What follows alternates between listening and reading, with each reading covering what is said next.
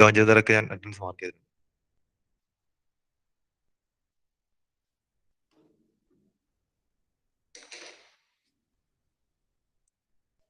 Okay, ഞാൻ ഇട്ടിട്ടുണ്ട്. നിങ്ങൾ ചാറ്റിൽ വേണം കിട്ടോ? ഞാൻ ഇട്ടിട്ടുണ്ട്, ഞാൻ നോക്കിയിട്ട് ഇട്ടിട്ടുണ്ട്. ഞാൻ കുറച്ച് കഴിഞ്ഞ് വിളിക്കാം, ഇടയിൽ നിന്ന് വിളിക്കാം. അപ്പോൾ functions of different alloying elements അതായത് നമ്മൾ ഫസ്റ്റ് പീരീഡ് നോക്കിയത്. അപ്പോൾ എന്ന് വെച്ചാൽ ഇത് അങ്ങോട്ടേക്കിനും തിയറിയാണ്. തിയറി എന്ന് വെച്ചാൽ ഞാൻ പറഞ്ഞില്ല, നിങ്ങൾക്ക് ജസ്റ്റ് വായിച്ചു കഴിഞ്ഞിട്ട് ഇത് ഓർത്തിരിക്കൂല. കാരണം കുറെ അലോയിങ് എലമെന്റ്സ് ഉണ്ട്. ഓരോ മെറ്റീരിയലും ഇനിയുള്ള ചാപ്റ്റേഴ്സിൽ ഇനിയുള്ള സെഷൻസിൽ പഠിക്കാൻ വേണ്ടി പോകുന്നതാണ്. Different alloying elements, how what changes these allowing elements can impart on the base metal. ഏതൊക്കെ രീതിയിലൊക്കെയാണ് മെക്കാനിക്കൽ പ്രോപ്പർട്ടീസ് അല്ലെങ്കിൽ ഇലക്ട്രിക്കൽ പ്രോപ്പർട്ടീസ് ഒക്കെ ഇംപ്രൂവ് ചെയ്യുന്നത് എന്നാണ് നമ്മൾ നോക്കുന്നത് ഈ ഓരോ എലമെന്റ്സ് ആഡ് ചെയ്യുമ്പോൾ. ഓക്കെ, അതിനുശേഷം നമ്മൾ ഇതേ സെയിം ചാപ്റ്ററിലുള്ളത് nickel and its alloys. Okay, നമ്മളിപ്പോൾ സ്റ്റീലിൽ ആഡ് ചെയ്യുമ്പോഴുള്ള കാര്യമാണ് പറയുന്നത് അല്ലേ. ഓക്കെ, അയണിൽ കാർബൺ ആഡ് ചെയ്യുമ്പോൾ നമുക്ക് എന്ത് കിട്ടി? We got steel. So other than carbon V can add other elements also to steel so as to improve its properties. So അങ്ങനെയുള്ള അലോയിങ് എലമെന്റ്സിനെ കുറിച്ചിട്ടാണ് ഇപ്പോൾ പറയുന്നത്. So what are the functions of those alloying elements when they are added to this steel. Steel means iron and carbon അല്ലെ. Plain carbon steel നമ്മൾ alloying elements add ചെയ്യുമ്പോൾ functions ആണ് പറയുന്നത്. ഇതിനുശേഷം നമ്മൾ ഇതേപോലെ അയണിന്റെ അലോയ് ആയ സ്റ്റീൽ പോലെ there are alloys to nickel, chromium, molybdenum, അതിനൊക്കെ അലോയ്സ് ഉണ്ട്. Okay, copper alloys, brass and bronze നമുക്കറിയുന്നത് അതൊക്കെ കോപ്പർ അലോയ്സ് ആണ്. സോ അതിനെ കുറിച്ചിട്ടാണ് അടുത്ത് വരുന്നത്. നമുക്ക് ഓരോ ജസ്റ്റ് ഒന്ന് നോക്കി പോവാം. ഓരോ മാംഗനീസ്, മോളിബ്ഡിനം ജസ്റ്റ് കഴിഞ്ഞ ഇതിൽ നോക്കിയതാണ്. രണ്ടും എന്താണ്? ഹാർഡ്നെസ് ഇംപ്രൂവ് ചെയ്യും അല്ലെ. ഹാർഡ്നെസ് ആൻഡ് സ്ട്രെങ്ത് ഇംപ്രൂവ് ചെയ്യും. മോളിബ്ഡിനം എന്ന് വെച്ചാൽ ഹയർ റെഡ് ഹാർഡ്നെസ് കിട്ടും. എന്താണ് റെഡ് ഹാർഡ്നെസ് എന്ന് വെച്ചാൽ? റെഡ് ഹാർഡ്നെസ് വെച്ചാൽ ഇപ്പോൾ ഫോർ എക്സാമ്പിൾ ഇപ്പോൾ കട്ടിംഗ് ടൂൾ, ലെയ്ത്ത് മെഷീനിലെ cutting tool. You have seen the cutting tool in അല്ല ലെയ്ത്തിന് നമ്മൾ ഡെമോൺസ്ട്രേഷൻ ഫസ്റ്റ് ഇയർ നോക്കിയതാണ്. അവിടെ എന്താ ചെയ്യുന്നത്? കട്ടിംഗ് ടൂൾ നമ്മൾ ഫിക്സ് ചെയ്ത് വെച്ചു. വർക്ക് പീസ് ഈസ് അല്ലെ, വർക്ക് പീസ് നമ്മൾ അതിന്റെ ചക്കിൽ ഹോൾഡ് ചെയ്ത് വെച്ചു അല്ലെ. ഹോൾഡ് ചെയ്ത് വെച്ച് work piece is rotating at very high speed, 1500 RPM അത് റൊട്ടേറ്റ് ചെയ്യും. So we are pointing this tip of the cutting tool to the rotating workpiece which is rotating at very high speed അല്ലെ. അപ്പൊ അവിടെ എന്ത് സംഭവിക്കും? അതിന്റെ tip ഇതുമായി touch ചെയ്യുമ്പോൾ there will be metal removal, there will be metal cutting അല്ലെ, there will be machining. അപ്പൊ അത് മെറ്റൽ റിമൂവ് ചെയ്തു പോകും in the form of chip. നമ്മൾ അറിയുന്നത്, നമ്മൾ കണ്ടതാണ് അല്ലെ. ആ ചിപ്പ് ഫോമിൽ ഇത് റിമൂവ് ചെയ്ത് പോകുമ്പോൾ എന്താ സംഭവിക്കുക? അവിടെ ഹീറ്റ് ഉണ്ടാവും അല്ലെ. ശരിയല്ലേ? ഈ കട്ടിംഗ് ടൂളിന്റെ സ്ട്രെങ്ത് ആ വർക്ക് പീസിനെക്കാളും കൂടുതലാവണം, എന്നാൽ മാത്രമേ നമുക്ക് ആ വർക്ക് പീസിന് നമുക്ക് കട്ട് ചെയ്യാൻ വേണ്ടി പറ്റും. വർക്ക് പീസ് ഇപ്പോൾ മൈൽഡ് സ്റ്റീൽ ആണെങ്കിൽ ഉപയോഗിക്കുന്നത്, മൈൽഡ് സ്റ്റീൽ റോഡായിട്ട് വർക്ക് പീസ് ഉപയോഗിക്കുന്നെങ്കിൽ the cutting tool should be a high speed steel. Cutting tool should be more stronger than, more harder than the work piece, എന്നാലേ നമുക്ക് കട്ട് ചെയ്യാൻ വേണ്ടി പറ്റും. പക്ഷെ ഇതുപോലത്തെ ഹൈ ടെമ്പറേച്ചർ വരുന്ന ചില ഏരിയാസ് ഉണ്ടല്ലേ, കട്ടിംഗ് ടൂൾ ഉപയോഗിക്കുന്ന സ്ഥലത്ത് ഹൈ ടെമ്പറേച്ചർ വരും അല്ലെ. വെരി ഹൈ ടെമ്പറേച്ചർ അവിടെ വരുന്നുണ്ട്. സോ അങ്ങനെ വെരി ഹൈ ടെമ്പറേച്ചർ വരുമ്പോൾ നമ്മൾ കട്ടിംഗ് ടൂൾ ചിലപ്പോൾ മെൽറ്റ് ചെയ്ത് പോവാം. There is a chance to melt അല്ലെ. കാരണം കണ്ടിന്യൂസ് ആയിട്ട് chip is flowing over the cutting tool. Okay, chip is flowing over the cutting tool. Work piece അങ്ങനെയല്ല, വർക്ക് പീസിന്റെ ഒരു ടിപ്പ് നമ്മൾ മൂവ് ചെയ്തുകൊണ്ട് പോകുന്നത്, കട്ട് ചെയ്തുകൊണ്ട്. പക്ഷെ കട്ടിംഗ് ടൂളിന്റെ സെയിം ടിപ്പാണ് എപ്പോഴും കോൺടാക്ട് വരുന്നത്.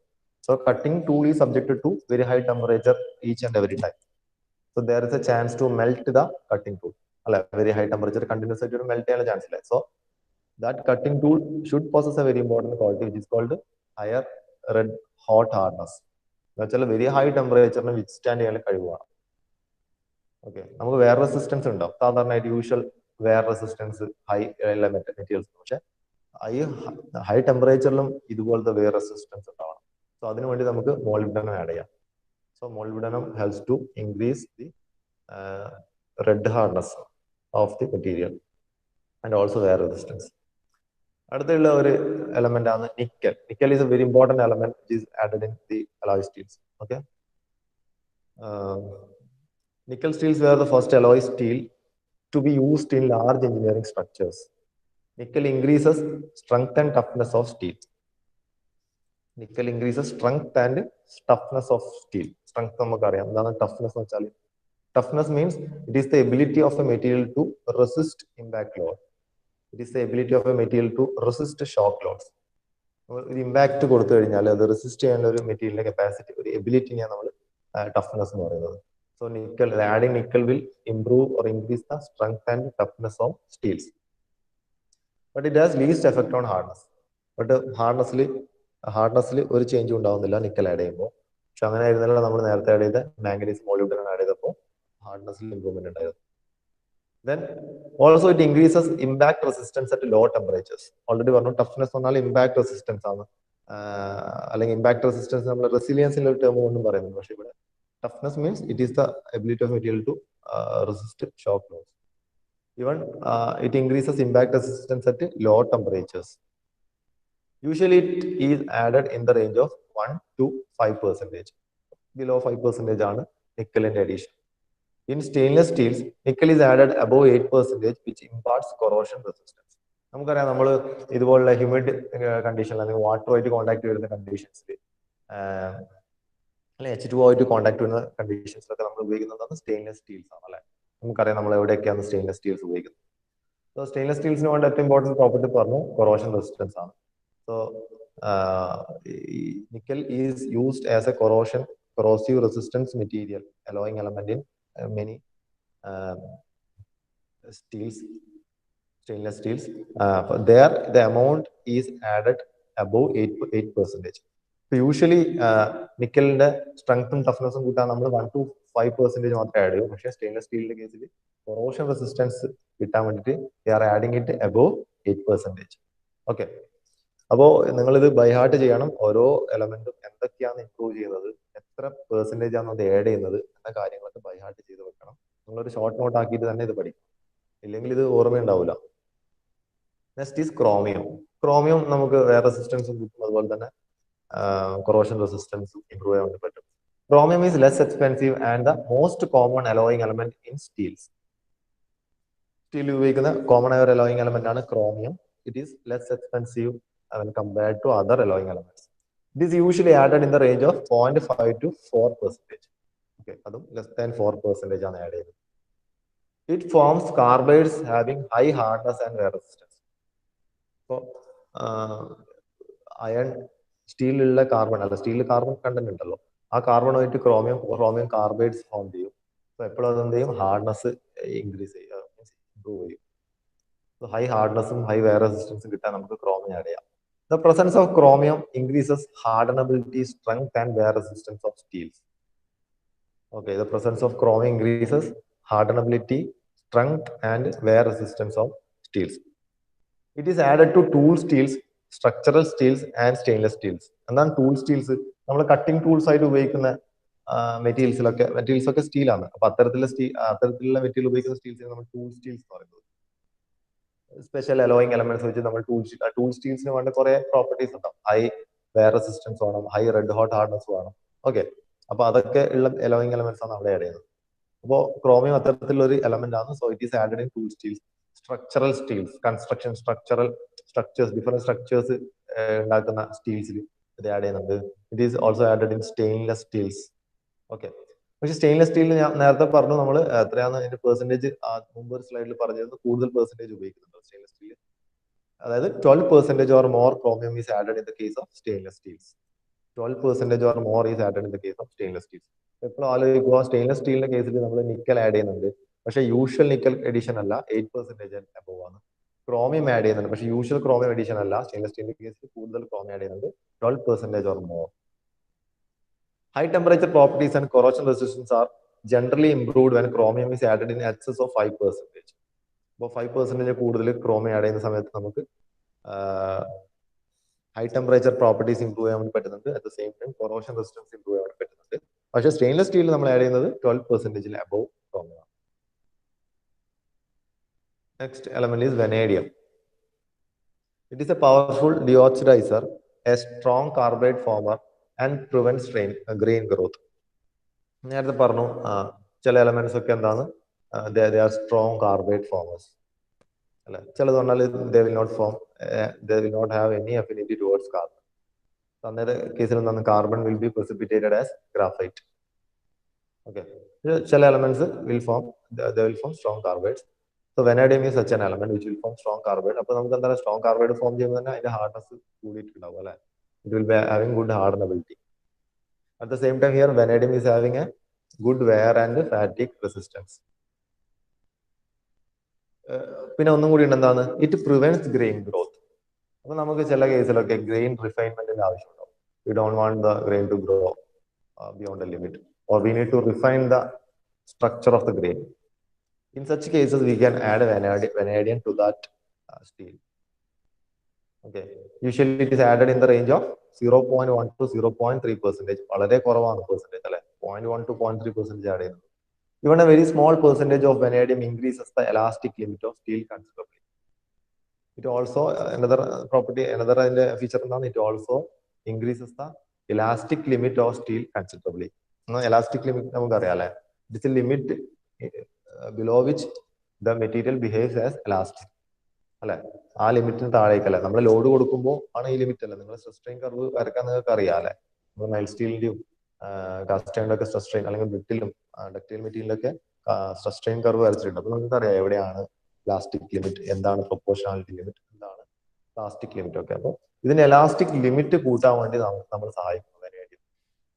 So the material behaves more elastic if you are adding vanadium to it. Okay. Next metal element is tungsten. അപ്പൊ ഈ നമുക്കറിയാം പീരിയോഡിക് ടേബിളിന്റെ ആ ഒരു ഭാഗത്തിൽ എലമെന്റ്സ് ആണ് ടങ്സ്റ്റൺ, വെനേഡിയം, മോളിബ്ഡിനം അല്ലെ, ഇതുപോലത്തെ എലമെന്റ്സ് ഒക്കെ നമുക്കറിയാം അതൊരു പാർട്ടിലെ എലമെന്റ്സ് ആണ്. ഇത്തരത്തിലുള്ള എലമെന്റ്സ് ഒക്കെ നോക്കിയ ഹയർ ഹാർഡ്നെസ് കൂട്ടാൻ വേണ്ടിയിട്ട് അല്ലെങ്കിൽ സ്ട്രെങ്ത് കൂട്ടാൻ വേണ്ടിയിട്ട് അല്ലെങ്കിൽ വേറെ റെസിസ്റ്റൻസ് കൂട്ടാൻ വേണ്ടിയിട്ട് ഉപയോഗിക്കുന്നത്. അപ്പൊ അത് അതുപോലെ തന്നെ ഓർത്ത് വെക്കുക. വെനേഡിയം, ടങ്സ്റ്റൺ, മോളിബ്ഡിനം തുടങ്ങിയ എലമെന്റ്സ്. Tungsten എന്താണ്? This is a strong carbide promoter. Tungsten also will form carbides with carbon in the steel. Tungsten carbide form ചെയ്യും. അത് ഡബിൾ കാർബൈഡ്സ് അതിന് ഫോം ചെയ്യാല്ലേ? ടങ്സ്റ്റണും അയണും ഇൻക്ലൂഡ് ചെയ്തിട്ടില്ല പുതിയൊരു കാർബൈഡ് ഫോം ചെയ്യുക, ഡബിൾ കാർബൈഡ് ഫോം ചെയ്യുക. This is a strong carbide promoter and forms hard and stable carbides which imparts excellent wear resistance and hardness to steel. Tungsten performs similar functions as molybdenum. Also, it is an expensive alloying element like molybdenum. It is used in the range of 2 to 3% and added to tool steels and heat-resisting steels. So, okay, molybdenum പോലെ തന്നെയാണ് അല്ലേ? Like molybdenum, it is also added in tool steels. It will also improve the high temperature properties. It will also improve the wear resistance of the steel. It is added in the range of 2 to 3%. Okay.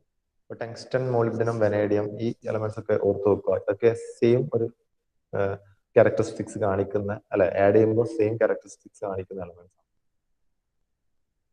Next element is cobalt. എന്താണ് cobalt ചെയ്യുന്നത്? The addition of cobalt will increases heat and wear resistance.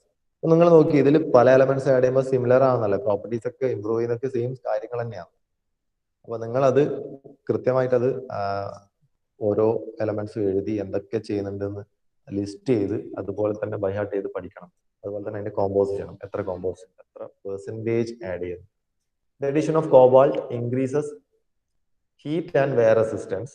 High cobalt alloyed tool steels are best known for having excellent wear and corrosion resistance.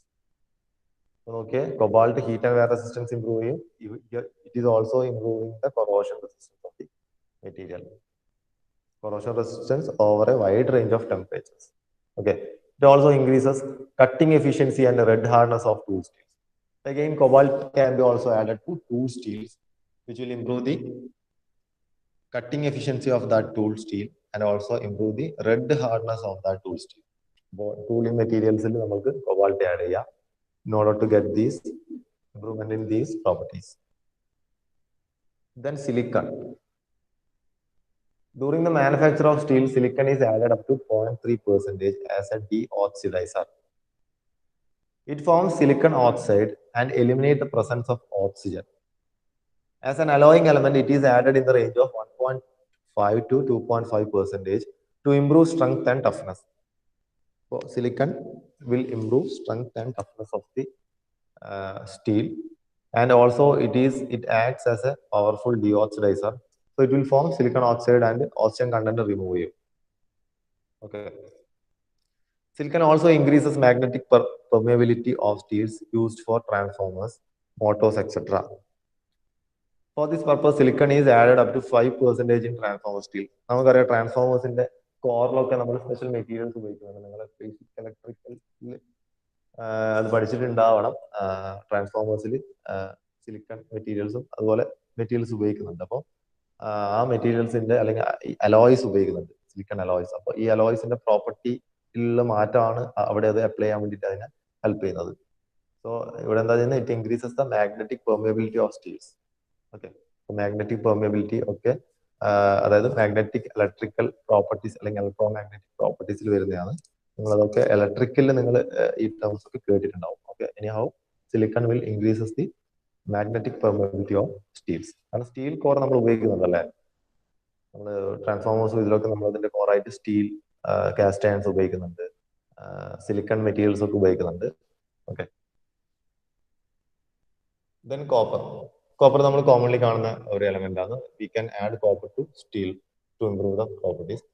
About 0.15 to 0.25% copper is normally added to improve corrosion resistance. കോപ്പറിന്റെ എന്താണ് അതിന്റെ function എന്താന്ന്, അല്ലെങ്കിൽ അതിന്റെ എന്താ ചെയ്യുന്നത് copper? It will improve the corrosion resistance of the steel. അപ്പൊ നോക്കിയാൽ നിങ്ങൾ കാറ്റഗറൈസ് ചെയ്യാം കൊറോഷൻ റെസിസ്റ്റൻസ്. അതിന് താഴെ ചെയ്താൽ ഏതൊക്കെ മെറ്റീരിയൽ ആഡ് ചെയ്യുമ്പോഴാണ് കൊറോഷൻ റെസിസ്റ്റൻസ് ഇംപ്രൂവ് ചെയ്യുന്നത്, അത് എത്ര പെർസെന്റേജ് ആണ് ആഡ് ചെയ്യേണ്ടത്? നമുക്കറിയാം അതിപ്പോ നിക്കലാണെങ്കിൽ അത് എത്രയാണ്? മോർ ദാൻ 12%, അല്ലെങ്കിൽ മോർ ദാൻ 8% ആഡ് ചെയ്ത്. ക്രോമിയം ആണെങ്കിൽ അത് മോർ ദാൻ 12% ആഡ് ചെയ്യണം. അപ്പൊ നിങ്ങൾക്ക് അതുപോലെ നിങ്ങൾക്ക് ക്ലാസിഫൈ ചെയ്യാം. ഒരു പേപ്പർ എടുക്കാം, അതിൽ എഴുതാം corrosion resistance of steel improve ചെയ്യണം അല്ലെ. സ്റ്റീൽസ് ഹെഡിങ് എഴുതിട്ട് ടു ഇംപ്രൂവ് കൊറോഷൻ റെസിസ്റ്റൻസ് ഏതൊക്കെ എലമെന്റ് ആഡ് ചെയ്യുക, എത്ര percentage. To improve red hot hardness, എല്ലാം ഇല്ല, ചിലതൊക്കെ ഉണ്ട്, അപ്പൊ അതൊക്കെ എഴുതാം. ടു ഇംപ്രൂവ് വെയർ റെസിസ്റ്റൻസ് ഏതൊക്കെയുണ്ട്. To improve strength and toughness ഏതൊക്കെ. ടു ഇംപ്രൂവ് ഹാർഡനബിലിറ്റി ഏതൊക്കെ. ആ രീതിയിൽ നിങ്ങൾ കാറ്റഗറൈസ് ചെയ്ത് പഠിക്കുക. So copper is added in the range of 0.15 to 0.25% to improve corrosion resistance. And presence of copper also promotes precipitation hardening and thereby higher strength and hardness. Already നമ്മൾ aluminium copper alloy സിസ്റ്റത്തിൽ ഒരു example ആയിട്ട് നമ്മൾ അല്ല strengthening മെക്കാനിസത്തിൽ already we have gone through the precipitation hardening. So ചില elements അതിന്റെ solubility limit കഴിഞ്ഞാൽ ഇറ്റ് വിൽ precipitate അല്ലെ, precipitate ചെയ്ത് നിൽക്കും. thereby we can increase the hardness of the material, you can increase the strength of the material. അതാണ് നമ്മൾ precipitation hardening നമ്മൾ പഠിച്ചത് അല്ലെ. അവിടെ ഉണ്ടാവുന്ന ആൽഫ ആൻഡ് ബീറ്റ അല്ലെങ്കിൽ ആൽഫ ആൻഡ് തീറ്റ. അപ്പോൾ ആ തീറ്റ അവസാനം എന്താണ് ടെമ്പറേച്ചർ ഇൻക്രീസ് ചെയ്യുന്ന സമയത്തല്ലേ, അവിടെ നമ്മൾ ഹീറ്റ് ട്രീറ്റ്മെന്റ് ചെയ്യുന്നുണ്ട്. സ്പെഷ്യൽ 2 ടൈപ്സ് ഹീറ്റ് ട്രീറ്റ്മെന്റ് ചെയ്യുന്നുണ്ട്. സർഫസ് ട്രീറ്റ്മെന്റ് ചെയ്യുന്ന സമയത്ത് എന്താണ് അവിടെ ബീറ്റ precipitate ചെയ്ത് നിൽക്കും. So that will increase the hardness of that material or strength of that material. അപ്പൊ നിങ്ങൾ വന്നത് precipitation hardening എന്നുള്ള ടോപ്പിക് ഒന്നുകൂടി നോക്കാം. So that is going to impart high strength and hardness to the steel. Next one is lead. Lead എന്താ ചെയ്യുന്നത്? It is usually added in the percentage up to 0.35%. 0.35% മാത്രമേ lead add ചെയ്യുന്നുള്ളൂ. The function of lead is to improve machinability. Machinability വെച്ചാൽ എന്താണ്?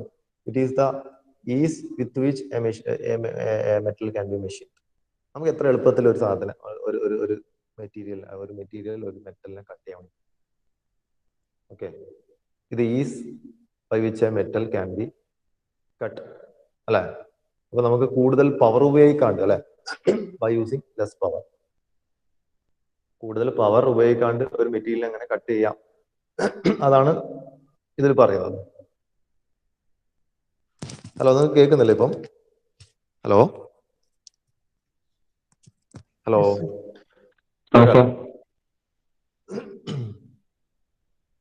ഒരു second.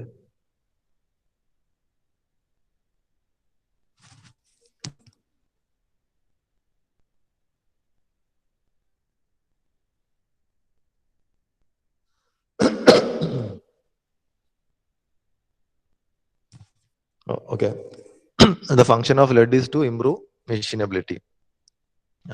Also, it does not affect the other mechanical properties like ductility, toughness. Okay, അപ്പോൾ ടഫ്നെസ്സിലും ഡക്ടിലിറ്റിയിലൊന്നും മാറ്റങ്ങളില്ല. But it will improve machinability of steel. Okay, നമ്മൾ അറിയാം, നിങ്ങൾ ഫിറ്റിംഗ് ഷോപ്പിൽ നിങ്ങൾ കട്ട് ചെയ്തിട്ടുണ്ടല്ലോ, ഹാക്സോ ബ്ലേഡ് വെച്ചിട്ട് കട്ട് ചെയ്തിട്ടുണ്ട്. പക്ഷെ അവിടെ എല്ലാം ഉപയോഗിച്ച് നിങ്ങൾ മൈൽഡ് സ്റ്റീൽ സെയിം മെറ്റീരിയൽ ആണ്.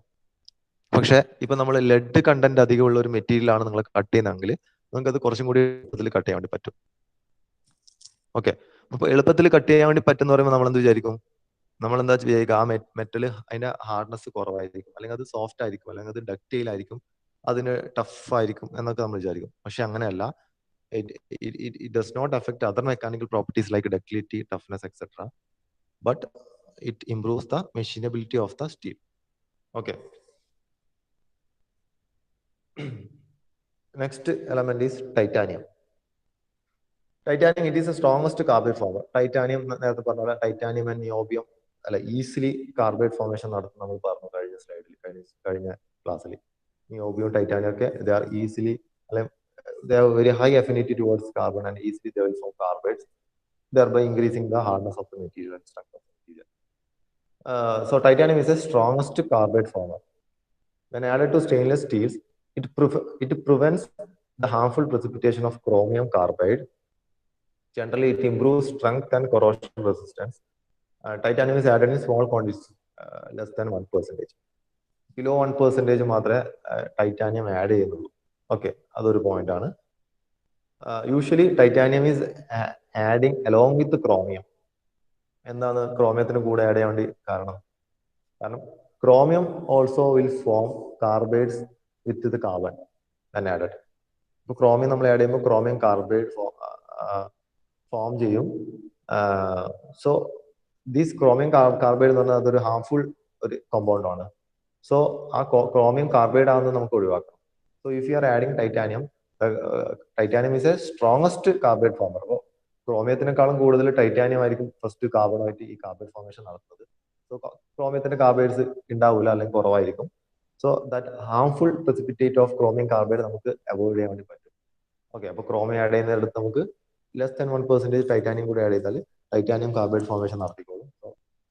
ഈ ക്രോമിയം കാർബൈഡ് ഫോർമേഷൻ ഉണ്ടാകുന്ന പേടിക്കേണ്ട ആവശ്യമില്ല. Okay, so generally it improves strength and corrosion resistance and titanium is added in small quantities of 1%. Next one is sulphur. അപ്പൊ നമുക്കറിയാം സൾഫർ, ഫോസ്ഫറസ് ഇതൊക്കെ ഒരു ഗ്രൂപ്പ് ഓഫ് എലമെന്റ്സ് ആണ്. Sulphur, it is always present in steel as a residual element up to a maximum level of 0.04%. Okay, 0.04% വളരെ കുറവാണ് അല്ലെ, 1/100 റേഞ്ചിലാണ് ഉള്ളത്. എന്ന് വെച്ചാൽ അത് വളരെ മൈന്യൂട്ട് ആണ്, നെഗ്ലിജിബിൾ എമൗണ്ട് മാത്രമേ ആഡ് ചെയ്യുന്നുള്ളൂ അല്ലെ. So it is A residual element എന്ന് പറയാം അല്ലെ, ഒരു ഇമ്പ്യൂരിറ്റി പോലെ residual element. Sulfur is also added up to 0.33% as an alloying element to increase machinability in certain types of steels. അപ്പൊ പറയുന്നത് എന്താണ്, അയൺ കാർബൺ സ്റ്റീൽ നമ്മൾ പഠിക്കുകയാണെങ്കിലും അതിൽ കുറച്ച് റെസിഡ്യുവൽ എലമെന്റ് ആയിട്ട് ഈ സൾഫർ അതിൽ എക്സിസ്റ്റ് ചെയ്യും. ഇൻ ദ റേഞ്ച് ഓഫ് 0.04%, വളരെ കുറവ്. പക്ഷെ as an alloying element it can be added to steel in the range of 0.33% to increase the machinability in certain types of steels. Certain types of സ്റ്റീൽസിന്റെ machinability കൂട്ടാൻ, അതിന്റെ machinability കൂട്ടാൻ വേണ്ടി നമുക്ക് sulphur add ചെയ്യാം. Higher amount of sulphur is undesirable and its effects can be overcome by adding excessive amount of manganese. Again higher amount of sulphur is undesirable. അപ്പോൾ അത് bad effects ഉണ്ടാക്കുന്നുണ്ട്. So അതിനെ counter ചെയ്യാൻ വേണ്ടി നമുക്ക് എന്ത് ചെയ്യാം, മാംഗനീസ് ഈസ് ആഡഡ്. അടുത്തൊരു എലമെന്റ് ആണ് ഫോസ്ഫറസ്. ഫോസ്ഫറസും it is present in the range of 0.05% in steel. അപ്പൊ സ്റ്റീലിന്റെ പ്രോസസിങ് ടൈമിൽ തന്നെ ഈ സൾഫർ, ഫോസ്ഫറസ് പോലത്തെ എലമെന്റ്സ് അതിൽ already it will be existing in the form of residues less than 0.05%. It can be added as an alloying element about 0.12%. It is going to increase strength, hardness, machinability and resistance to corrosion. For phosphorus addition, അത് എന്തെല്ലാം increase ചെയ്യുന്നത്, strength increase ചെയ്യും, hardness increase ചെയ്യും, machinability and resistance to corrosion. And higher phosphorus content may lead to reduction in impact strength at low temperatures. അപ്പോൾ higher phosphor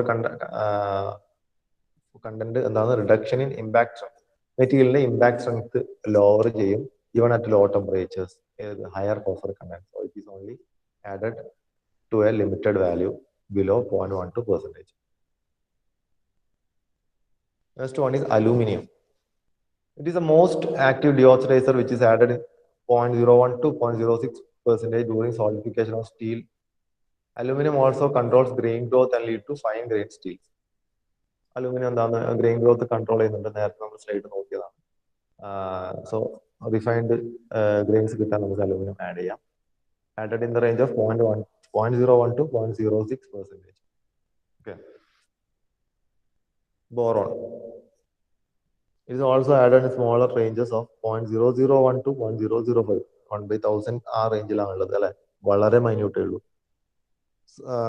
Even that much percentage of boron can increase hardenability to a greater extent. Along with other alloying elements, it acts as an intensifier, increasing the depth of hardening during quenching. നമുക്കറിയാം quenching അല്ലെ, നമ്മൾ ഹാർഡനിങ്ങിന് വേണ്ടിയിട്ട് hardening treatment പ്രോസസ്സിൽ നമ്മൾ quench അല്ലെ, will quench the material after heating it to an austenizing temperature. We will quench the material in a suitable quenching media like a brine solution or a salt bath or a water or oil or a mixture of this brine solution and other quenching medias. അല്ലെ, നമ്മൾ അതിൽ dip ചെയ്യുമ്പോൾ നമുക്ക് അത് കിട്ടും. We will get the hardened material അല്ലെ. അപ്പൊ നമ്മൾ അങ്ങനെ ഹാർഡ്നെസ് എങ്ങനെ വരുന്നത്, നമ്മൾ എവിടെയാണോ ഡിപ്പ് ചെയ്യുന്ന സർഫസിലായിരിക്കും ഫസ്റ്റ് ഹാർഡൻ ചെയ്ത് പോകുന്നത് അല്ലെ. So when we are quenching we are getting the martensite അല്ലെ, മാർട്ടൻസൈറ്റ് ഫോം ഓഫ് സ്റ്റീൽ അല്ലെ. സ്റ്റീലിന്റെ മാർട്ടൻസൈറ്റ് സ്ട്രക്ചറാണ് നമുക്ക് കിട്ടുന്നത് അല്ലെ. എവിടെയാണ് ആദ്യം ഈ മാർട്ടൻസൈറ്റ് ഫോം ചെയ്യുക?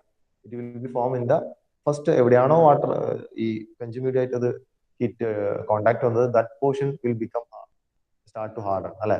പക്ഷെ അതിന്റെ ഇന്നർ കോർ ഒക്കെയാണ്, നമുക്ക് വലിയ ഡയമീറ്ററുള്ള റോഡാണ് വിചാരിക്കുക, അപ്പൊ അതിന്റെ ഇന്നർ കോറിലൊന്നും ഈ സോൾട്ടിഫൈ ചെയ്യാൻ വേണ്ടി തുടങ്ങുന്നില്ല. കാരണം അവിടത്തേക്ക് ഹീറ്റ് റിലീസ് ചെയ്ത് പോയി, അവിടത്തേക്ക് ആ ഹീറ്റ് റിലീസ് ചെയ്ത് പോകണം, അല്ലെങ്കിൽ ആ കൂളിംഗ് റേറ്റ് അവിടത്തേക്ക് എത്തണം. So it will take some time. So എന്ത് സംഭവിക്കും, നമ്മൾ quench ചെയ്താലും എന്ത് സംഭവിക്കും, ഹാർഡ്നെസ് വരുന്നത് ഒരു കുറച്ച് ഡെപ്തിൽ മാത്രമേ ഹാർഡൻ ചെയ്യൂ അല്ലെ. ഒരു പർട്ടിക്കുലർ ഡെപ്തിലേക്ക് അതിനെ ഹാർഡനബിലിറ്റി നമ്മൾ പറയുന്നല്ല, ഒരു പർട്ടിക്കുലർ ഡെപ്തിലേക്ക് അത് ഹാർഡൻ ചെയ്ത് കിട്ടും. സോ ബോറോൺ നമ്മൾ ആഡ് ചെയ്താൽ എന്ത് സംഭവിക്കും, ഈ quenching ടൈമിലുള്ള ഈ ഡെപ്ത് ഓഫ് ഹാർഡനിങ് ഇല്ലേ, so we can intensify the or increase the depth of hardness. So it act as an intensifier in the case of during quenching. Okay, so അതാണ് ബോറോണിന്റെ ഒരു ഫംഗ്ഷൻ. സോ ഇതൊക്കെയാണ് different alloying elements. ഇനിയും ഒരുപാട് alloying elements ഉണ്ട്. These are the commonly used alloying elements in steel and the functions of those elements. ഇതാണ് പറഞ്ഞിട്ടുള്ളത്. അപ്പോൾ ഇതിൽ നിങ്ങൾ ഇത് എന്തായാലും ബൈഹാർട്ട് ചെയ്ത് തന്നെ പഠിക്കണം ഈ എന്തൊക്കെ. ഇതിൽ കൂടുതൽ നമുക്ക് മനസ്സിലാക്കാനൊന്നുമില്ല, കൺസെപ്റ്റ്സ് അല്ല. അപ്പൊ ഇത് ഓർത്തിരിക്കണം, ഇത് സെപ്പറേറ്റ് ആയിട്ട് ക്വസ്റ്റ്യൻസ് ഒക്കെ ഇതിന് ചോദിക്കും.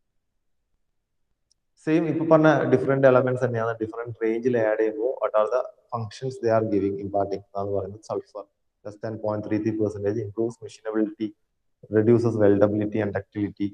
Phosphorus improves machinability, reduces impact strength at low temperature.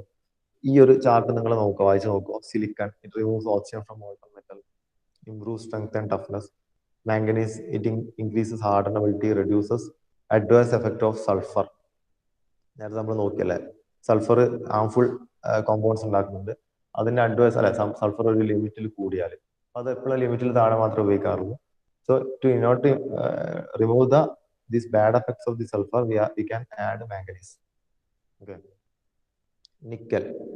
Nickel increases toughness, impact strength at low temperatures അല്ലെ. It increases toughness and it increases impact strength at low temperatures. Chromium improves resistance to oxidation and corrosion, increases the high temperature strength. Okay. Likewise, molybdenum, tungsten, molybdenum, tungsten, vanadium, titanium. ഇതൊക്കെ എല്ലാം hardness കൂട്ടും, red hardness ഒക്കെ കൂട്ടുന്ന elements ആണ്. Corrosion resistance കൂട്ടും. അതുപോലെ copper, അലൂമിനിയത്തിന്റെ കേസിൽ grain അല്ല റിഫൈനർ ആയിട്ട് ഉപയോഗിക്കുന്നുണ്ട് പറഞ്ഞു. ബോറോൺ നോക്കിയ ഇൻക്രീസസ് ഹാർഡനബിലിറ്റി അല്ലെ, quenching ടൈമിലെ ഹാർഡനബിലിറ്റി ഇൻക്രീസ് ചെയ്യാൻ വേണ്ടി നമുക്ക് ബോറോൺ ആഡ് ചെയ്യാം. ലെഡ് നമുക്കറിയാം മെഷീനബിലിറ്റി ഇംപ്രൂവ് ചെയ്യാൻ without affecting other mechanical properties, it will improve the മെഷീനബിലിറ്റി of the material. Cobalt red hot hardness improve ചെയ്യാൻ വേണ്ടിയിട്ട് അല്ലെ, വേറെ കൊറോഷൻ റെസിസ്റ്റൻസ് ഇംപ്രൂവ് ചെയ്യാൻ വേണ്ടി ഉപയോഗിക്കാം. ഇതൊക്കെയാണ് different alloying elements added in steel. അപ്പൊ till now we are discussing about the one and only one alloy steel. സ്റ്റീലിനുള്ള ഒരു അലോയിനെ കുറിച്ചിട്ടാണ് നമ്മൾ ഇത്രയും ഡിസ്കസ് ചെയ്യുന്നത് അല്ലെ. സ്റ്റീൽ എന്ന് പറഞ്ഞാൽ നമുക്കറിയാം സ്റ്റീൽ ഉണ്ടല്ലേ, സ്റ്റീൽ ഉണ്ട്, കാസ്റ്റ് അയൺ ഉണ്ടല്ലേ. About 2.14% of carbon content iron വരുമ്പോൾ നമ്മൾ അതിനെ സ്റ്റീൽ എന്ന് പറഞ്ഞു. സ്റ്റീൽ തന്നെ അതിനേക്കാളും കൂടുതൽ വരുമ്പോൾ കാസ്റ്റ് അയൺ എന്ന് പറഞ്ഞാൽ, കാസ്റ്റ് അയൺ നമ്മൾ ഇനി അടുത്ത ചാപ്റ്ററിലേക്ക് പഠിക്കും. സ്റ്റീൽ തന്നെ നമ്മൾ 2 ക്ലാസിഫൈ ചെയ്തു, general classification. Plain carbon steel ഉണ്ട്, അലോയ് കാർബൺ സ്റ്റീൽ ഉണ്ട്. അപ്പോൾ plain carbon steel, carbon will be the only element added to the base element, base metal, iron. But in the case of alloy steel, different alloying elements are added. So we have discussed about the different alloying elements added to steel, the important and the commonly used alloying elements in steel, and what are the different mechanical properties these alloying elements are imparting to the base metal. So അതാണ് നമ്മൾ നോക്കിയത്. അതിൽ important ആയിട്ടുള്ള മാത്രമേ നോക്കിയുള്ളൂ. Even നിങ്ങൾക്ക് standard text book refer ചെയ്താൽ ഇത് ഇഷ്ടംപോലെ പീരിയോഡിക് ടേബിളിൽ ഒരുപാട് എലമെന്റ്സ് ഉണ്ട്, നമുക്ക് ഇതൊക്കെ ആഡ് ചെയ്യാം based on our requirements for different applications. Okay. ഇനി നമ്മൾ നോക്കാൻ വേണ്ടി പോകുന്നത് എന്താണ്? Nickel steels. Okay, nickel steels. ഇതിന് ശേഷം നമ്മൾ നിക്കൽ അതിന്റെ അലോയ്സ്, അയണിന്റെ അലോയ് ആണല്ലോ സ്റ്റീൽ, അതുപോലെ കോപ്പറിന്റെ അലോയ്സിനെ കുറിച്ചിട്ട്, നിക്കൽ ഇതിന്റെ അലോയ്സിനെ കുറിച്ചിട്ട് നമ്മൾ ഇനി ഈ ക്ലാസ് ഇതിൽ നോക്കുക. അടുത്തത് നിക്കൽ സ്റ്റീൽസിനെ കുറിച്ചിട്ട് സെപ്പറേറ്റ് ആയിട്ട് നിങ്ങളെ സിലബസ് പറയുന്നുണ്ട്. What are nickel steels? ഇത് one of the most fundamental alloying element in steel. One of the most fundamental alloying element in steel. Its solubility in gamma iron, G iron എന്നാണ് കൊടുത്തിട്ടുള്ളത്. Gamma iron ആണ്. G എന്നുള്ള ഗാമന ഷോർട്ടാക്കി G എന്ന് കൊടുത്താണ്. G iron is unlimited. The solubility in gamma iron is unlimited and is highly soluble in ferrite. Nickel steels in പ്രത്യേകത, nickel steels are highly soluble in ferrite. Nickel contribute to strength and toughness of the material. Also, it lowers the critical temperature, retards the transformation of austenite, and does not form any carbates. So nickel is not going to form any carbide. അത് carbide former അല്ല.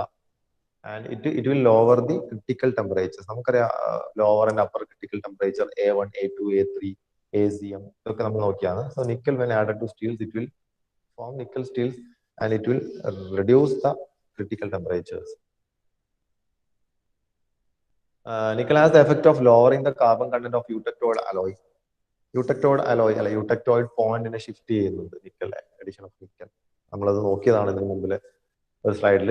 As the pearlite is formed at low temperature, it is finer and tougher than the pearlite in plain carbon steel. നമുക്കറിയാം low ടെമ്പറേച്ചറിൽ pearlite formation നടക്കുന്നുണ്ടല്ലേ. So by adding nickel, we will get a tougher and a finer pearlite than plain carbon steels. Also, nickel steels are having better toughness, plasticity, and fatigue resistance. But its effect on hardenability is very mild.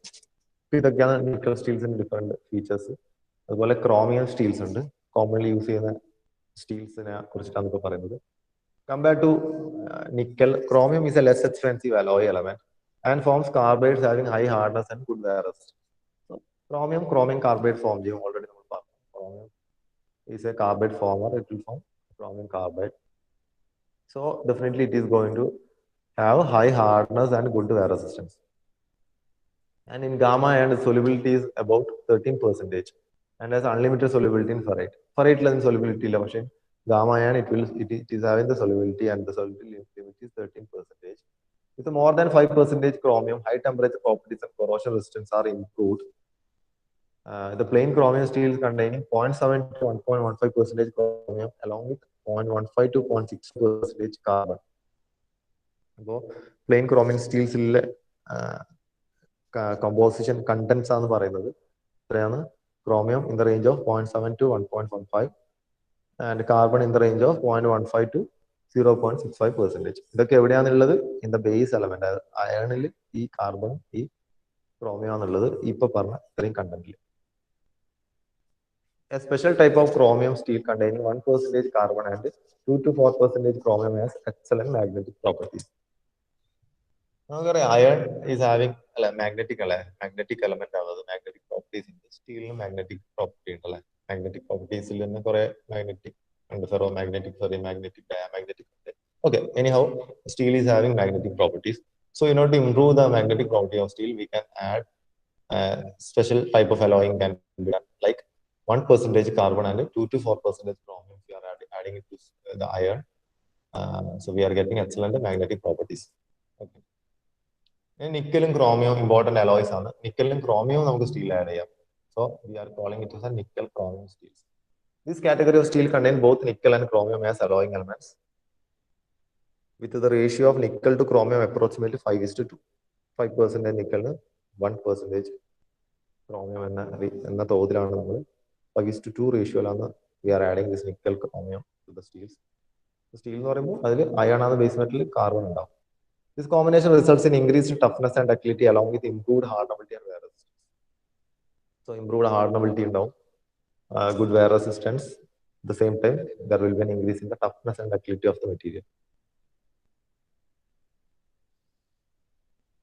The combined effect of more alloying elements on hardenability is usually better than the effect of the same alloying elements used separately. Okay. എന്താണ് last point പറയുന്നത്? നമുക്ക് അറിയാം ഒരുപാട് elements നമ്മൾ നോക്കിയാലേ better ഹാർഡനബിലിറ്റി കിട്ടുന്ന ഒരുപാട് elements നോക്കി. So but in order to get a better hardenability combination of alloying elements use ചെയ്തതാണ് is better to get a good hardenability than using it separately. Okay, ഇപ്പൊ നിക്കൽ ക്രോമിയം സെപ്പറേറ്റ് ആയിട്ട് ഉപയോഗിച്ച് നമുക്ക് ഹാർഡനബിലിറ്റി കൂട്ടാൻ വേണ്ടി പറ്റും. അതുപോലെ തന്നെ നിക്കൽ ഉപയോഗിച്ചാലും കൂട്ടാൻ വേണ്ടി പറ്റും. പക്ഷെ നിക്കലും ക്രോമിയവും ഒരു പർട്ടിക്കുലർ കോമ്പോസിഷൻ പ്രൊപ്പോർഷനിൽ നമ്മൾ യൂസ് ചെയ്യുമ്പോൾ ഇത് ഇൻഡിവിജ്വൽ ആയിട്ട് യൂസ് ചെയ്യുന്നതിനേക്കാളും ബെറ്റർ ഹാർഡനബിലിറ്റി കിട്ടും. സോ എപ്പോഴും ഹാർഡനബിലിറ്റി കൂട്ടാൻ വേണ്ടി നമ്മൾ ഇതുപോലെ കോമ്പിനേഷൻ ട്രൈ ചെയ്യുന്നതാണ്. അല്ലെങ്കിൽ combination effect is much more better than A individual effect in order to improve hardenability of steel. Okay, then the next one is a molybdenum steel. So molybdenum is a relatively costly alloying element. It is having limited solubility in gamma iron and alpha ions, and it's a strong carbide former. Molybdenum has a very good effect on hardenability and increases high temperature hardness and strength of steel. Already നോക്കിയത് same കാര്യം തന്നെയാണ്. It is used along with chromium, nickel or both. അപ്പോൾ നമുക്കത് combination ആയിട്ട് with chromium and nickel we can use that, or with chromium nickel steels we can use molybdenum. The nickel chromium molybdenum steel have the advantages of nickel chromium steel along with the high hardenability due to molybdenum. നേരത്തെ നമ്മൾ നോക്കിയ nickel chromium സ്റ്റീൽസിന്റെ എല്ലാ അഡ്വാൻറ്റേജസും ഉണ്ട്, but it will give more higher hardenability due to molybdenum. ഒരു എലമെന്റും കൂടി extra add ചെയ്തു, so it is going to improve hardenability. And it is extensively used in aircraft industry. Okay, aircraft ഇൻഡസ്ട്രീസിൽ use ചെയ്യുന്ന ഒരു അലോയ് സ്റ്റീലാണ് nickel chromium molybdenum steels. Okay, അപ്പോൾ ഇത്രയുമാണ് ഇന്നത്തെ ക്ലാസ്സിൽ നമ്മൾ നോക്കുന്നത്. Remaining portion will take in next class.